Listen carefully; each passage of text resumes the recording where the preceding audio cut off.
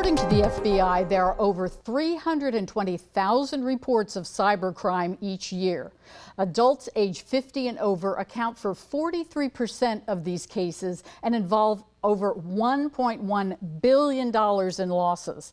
Joining me is Mark Batchelor with Cybercrime Support Network to share tips on how to stay safe. And Mark, welcome. And I can't think of a more important subject right now. This is one of those subjects we could talk for over an hour on seeing the different areas of cybercrime, but tell us just kind of basically what are the types of cybercrime and why are seniors so vulnerable? Well, seniors are vulnerable because nationwide they make up 43%, as you said, but in Florida the numbers are worse. It's almost 65% of victims are senior related. And the types of crimes that they're facing, we'll see tax scams, either over the phone or online. We'll see grandparent scams where people call and say, something's happened to your grandson, we need money. We need money, right. We've seen vacation rental scams. We've seen ID theft, of course. And the reason some of these seniors are so affected is because a lot of them have a longer history of credit. They're more likely to own property or have assets. But then in other cases, there are seniors who just don't have somebody they trust that can help them with their finances and look after things like that. And then you're falling into elder abuse. And too, a lot of times with cybercrime, we're talking about either online or on your phone. And, you know, these are two of those areas where, you know, those that are new to technology may not be aware just, you know, what are those little details to look for. Now, there's a new program that we were just chatting about, and it's a 211 program here in Orange County. So what is this? We're proud to have partnered with the Heart of Florida United Way's 211, and 211 is a nationwide number that covers 95% of Americans, but we're the first in Florida to be doing this here.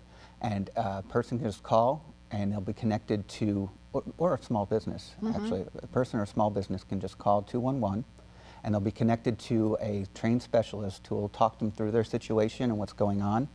And depending on what's happened, they can connect them to resources right here in the community.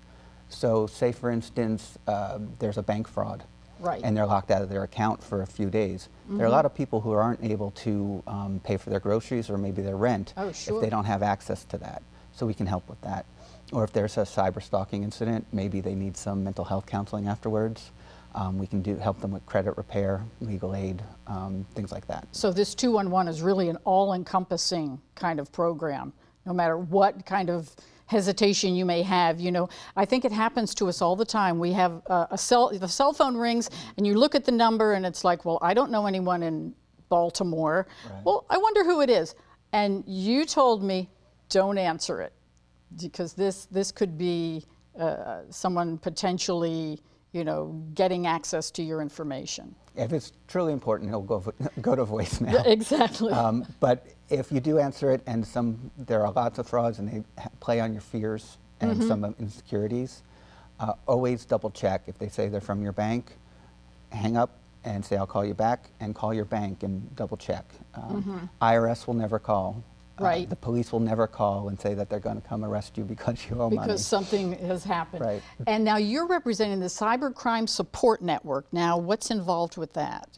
Well, the Cybercrime Support Network is a national nonprofit collaboration, and we're aimed at helping people before, during, and after a cybercrime incident.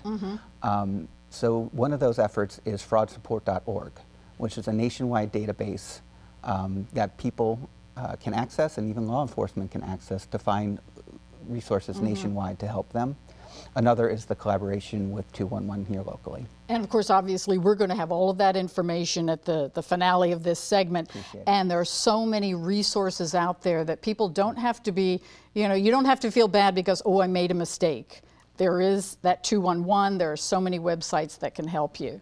Right, and there are so many resources out there and so many numbers and hotlines to call that can get confusing, or you just don't know which way to turn first.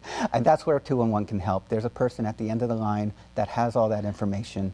They'll talk you through it and they'll get you the resources you need. And I think that's so important, because so many times when we realize, oh gosh, I might have made a mistake, But here's a nice friendly voice that's going to help me out. Yes, and what they can also do, which is great, they will help you fill out the FBI's Internet Crime Complaint Form, Oh, good. which will help the FBI and our local law enforcement do their job better and maybe see trends in the area and maybe help them get more resources in the end. Terrific. Now, if you want to learn more about the national movement in supporting victims of cybercrime, visit cybercrimesupport.org online.